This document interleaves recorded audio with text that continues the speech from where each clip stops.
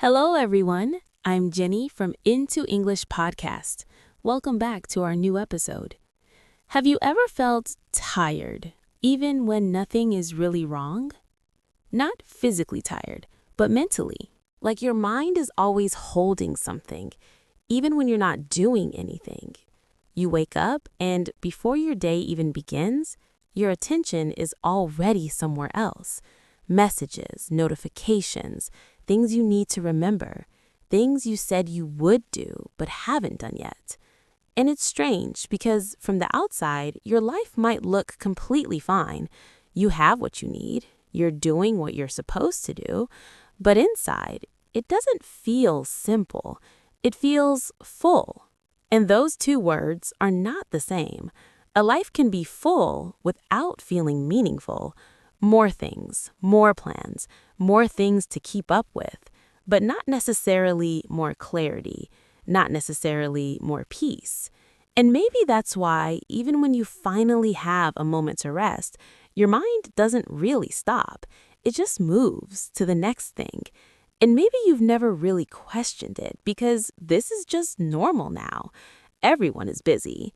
Everyone has a lot going on. Everyone is trying to keep up. But what if that feeling is not just about being busy? What if it's something deeper? What if it's about how much your life is holding without you even noticing it? So today, I want to explore a very simple idea, but also a very uncomfortable one. The idea that maybe the reason we don't feel free is not because we don't have enough, but because we have too much. I don't think most of us feel overwhelmed because of one big thing. It's usually not one major problem that suddenly becomes too much. It's something much quieter than that. It's the accumulation of small things, things that don't seem important on their own, but together, they start to take up space, not just in your life, but in your mind. Think about what you're holding right now. Maybe an email you haven't replied to, something small, but it's been there for a few days, or something in your room that you've been meaning to fix but keep putting it off, or even a plan you agreed to, but deep down, you don't really feel like going anymore. None of these things are serious, but they don't disappear either. They stay in the background, like open tabs in your mind. You don't look at them all the time, but they're still there. And the more tabs you have, the harder it becomes to feel clear. Even when you're resting, your mind doesn't fully let go. It keeps a small part of your attention attached to those unfinished things. And over time, that becomes your normal state. You get used to it. You stop questioning it. But if you slow down and really notice, you start to feel something. That subtle tension, that quiet pressure, that feeling that you can't fully relax. And it's not because your life is too empty, it's because it's carrying too much. And what's interesting is, this weight doesn't come from big responsibilities. It comes from small things. Too many choices, too many options, too many things to keep track of. Every object you own, every decision you delay, every commitment you make, they all ask for a little bit of your attention. Not all at once, but constantly. And attention is limited. The more things that ask for it, the more divided it becomes. And when your attention is divided, you don't feel focused. You don't feel present. You feel scattered. You move from one thing to another. You check your phone, then come back, then remember something else and go there instead. And at the end of the day, you feel tired, but not in a clear way, not like you worked hard and now you need rest. More like your energy has been slowly used up in too many directions. And maybe that's the part we don't talk about enough. We think being tired means we've done too much, but sometimes it means we've been holding too much, not physically, but mentally. And the more we add to our lives, the more invisible weight we carry, until one day we don't feel free anymore, not because something is wrong, but because everything is just a little too much. At first, having more feels good. It feels like progress. You improve your space, you upgrade things, you add small comforts to your life. And each time, it makes sense. Nothing feels like a problem. But over time, something begins to change. Not suddenly, but gradually. You don't notice it in one moment. You feel it slowly. The more you have, the more there is to take care of. Things need to be organized, maintained, cleaned, remembered. And even the things you enjoy still ask for your attention, not in a demanding way, but in a constant way. And that's the part we don't always see. We think about what something gives us, but we rarely think about what it quietly takes. A little bit of your time, a little bit of your energy, a little bit of your attention, again and again. And one by one, these small demands start to add up until your life doesn't just feel like something you live, it feels like something you manage, managing your space, managing your time, managing your things. And there's nothing wrong with responsibility, but when it spreads across too many things, it becomes pressure, a quiet kind of pressure, the kind you don't always notice but always carry. And sometimes you don't even realize that the pressure is coming from what you own because it doesn't look like a problem. It looks like a better life. It looks like progress. But inside, it doesn't feel lighter. It feels like there's more to hold. And maybe that's the shift, when more stops feeling like freedom and starts feeling like weight. There's another part of this that's even easier to miss, and that's time. Because when we think about cost, we think about money, how much something is worth, how much we paid for it. But money is not the real cost. Time is. Not just the time you spend buying something, but the time you spend earning it, the hours you work, the energy you use, the parts of your day you give away. And most of the time, we don't connect those things together. We see the result, but we don't see the life behind it. Let me give you a simple situation. Imagine you decide to upgrade something in your life, maybe something you've been wanting for a while, and it feels justified. You tell yourself, I've worked hard, I deserve this. So you go for it, and nothing feels wrong. But behind that decision, there's a quiet exchange. You work a little longer, you take on a little more, you push through days when you don't really feel like it. And slowly, without noticing, you give more of your time, not in one big moment, but in small pieces, spread across days, weeks, sometimes months. And eventually, you get the thing. You bring it into your life, and for a moment, it feels good. It feels like it was worth it. But then, life continues. You get busy again, you move on to the next thing. You don't always use it the way you imagined. And one day, you pause for a second, and you realize something. You spent a part of your life to have this. And the question appears, quietly, was it worth it? Not in a dramatic way, but in a very honest way.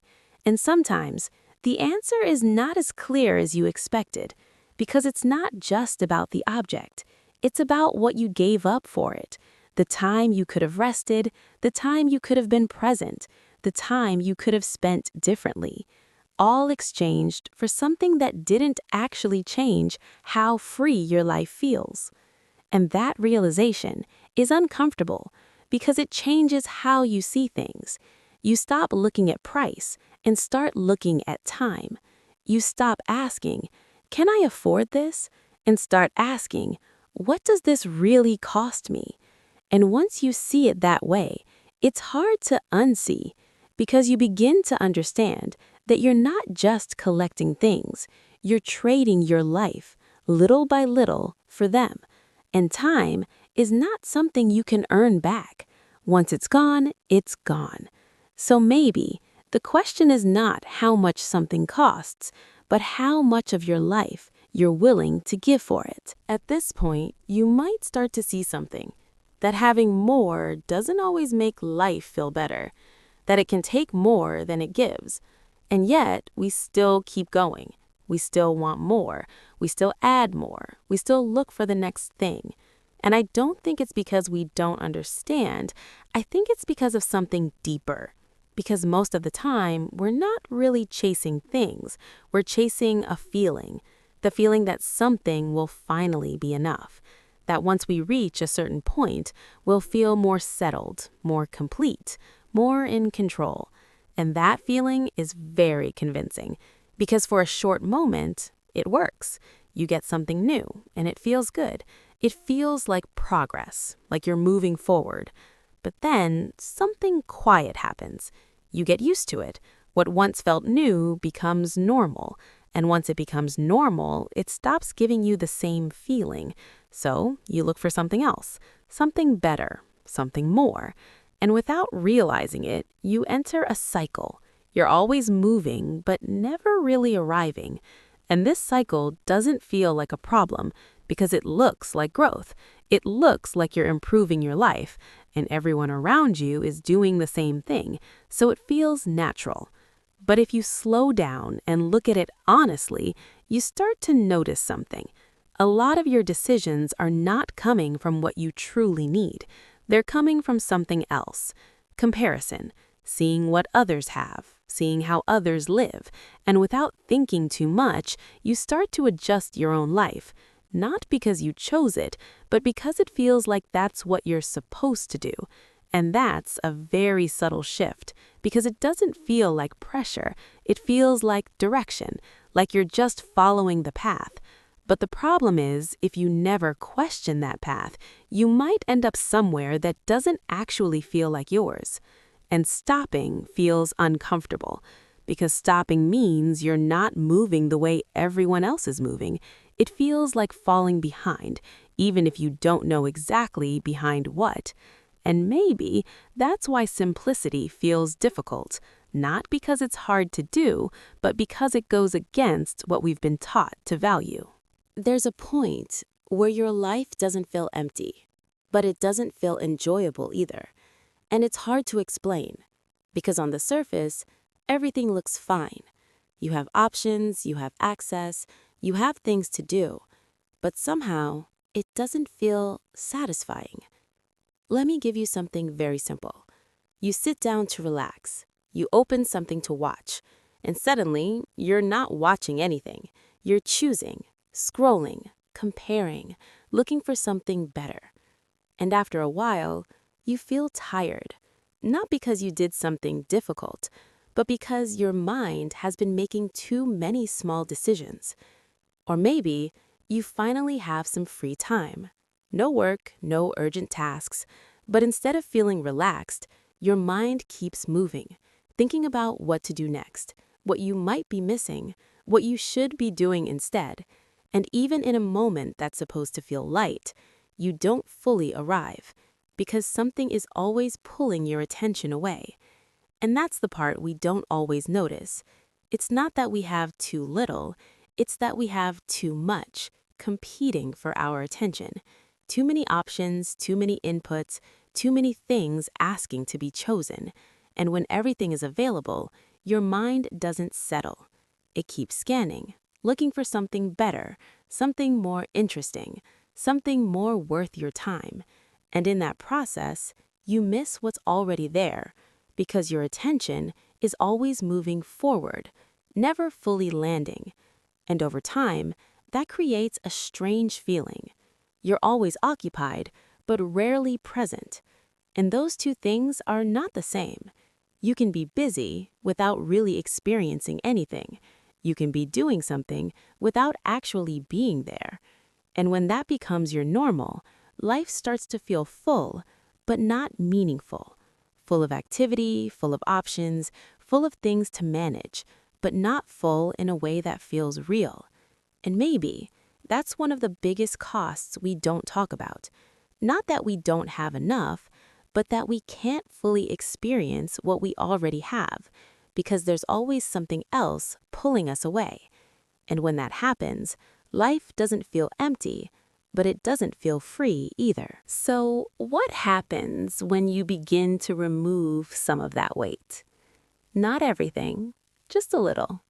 A few choices, a few distractions, a few things that were never really necessary.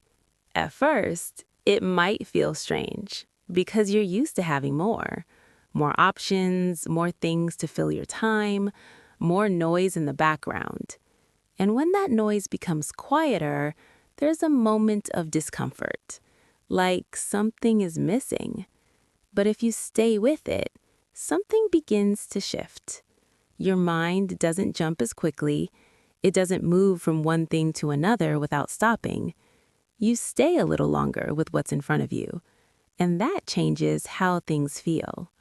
A simple moment becomes more noticeable. A conversation feels more real. Even silence doesn't feel empty anymore. It feels calm. And that's a very different experience. Because before, you needed something to fill the space. Now, the space itself feels enough. And it's not because your life became better, it's because it became clearer. There are fewer things competing for your attention, fewer things pulling you away. And when your attention is not being divided, it becomes stronger, more focused, more present. You don't have to try so hard to concentrate. You don't have to keep bringing yourself back. You're already there. And maybe that's what simplicity really does. It doesn't add anything new. It removes what was in the way. And what's left was already there. I think when we hear the word freedom, we imagine something big. The ability to go anywhere, to do anything, to have no limits. And in some ways, that idea makes sense. But in everyday life, freedom doesn't usually look like that. It shows up in much smaller moments. The moment when your mind is quiet and nothing is pulling you away. The moment when you're doing something simple and you're fully there. The moment when you're not thinking about what else you should be doing. And those moments are easy to miss because they don't look impressive. They don't look like success, but they feel different. They feel light. And maybe that's a different way to think about freedom.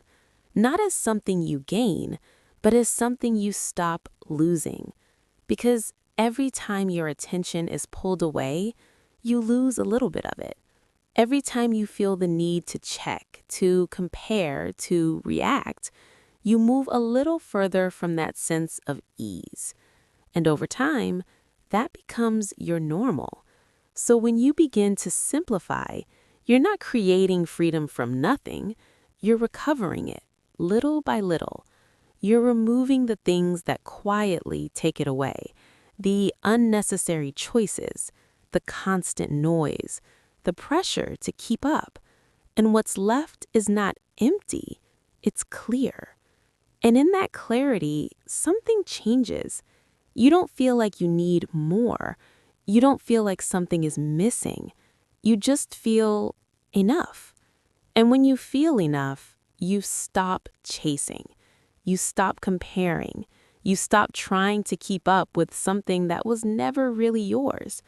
And that's when freedom feels real. Not because you have everything, but because nothing is pulling you away. So maybe freedom isn't something you need to chase.